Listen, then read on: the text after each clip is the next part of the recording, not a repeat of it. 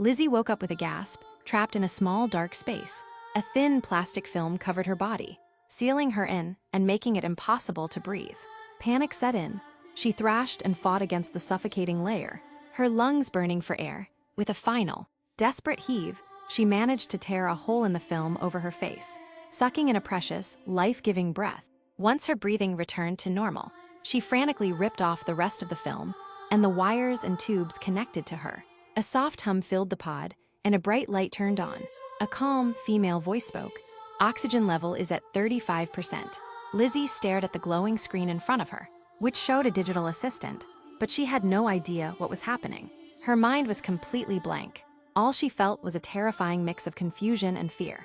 The computer, sensing her panic, spoke again. Elevated anxiety will increase oxygen consumption.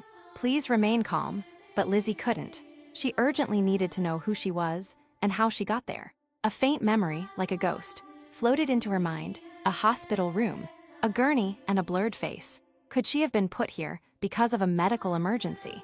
Thinking there might be a doctor or nurse outside, she started screaming, "Hello, I'm awake, can anyone hear me?" She screamed and pounded on the walls, but there was no response, only the steady, sinking number on the screen, 34%, 33%, with her oxygen running low. She knew she had to stop panicking and think. She looked at the smart computer and decided to try and talk to it. "Who am I?" she asked, her voice shaking. The screen showed her a picture of her own face and the number 267.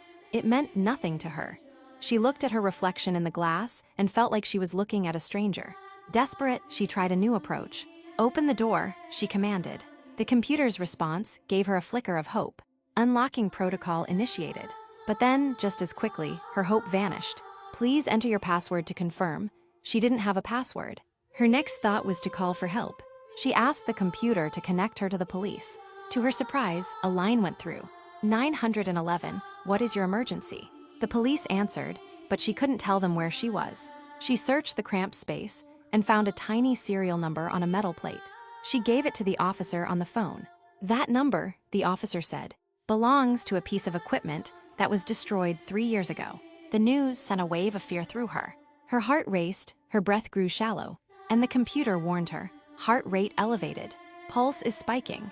Estimated survival time reduced to 40 minutes. She forced herself to take a deep breath, trying to calm her racing mind.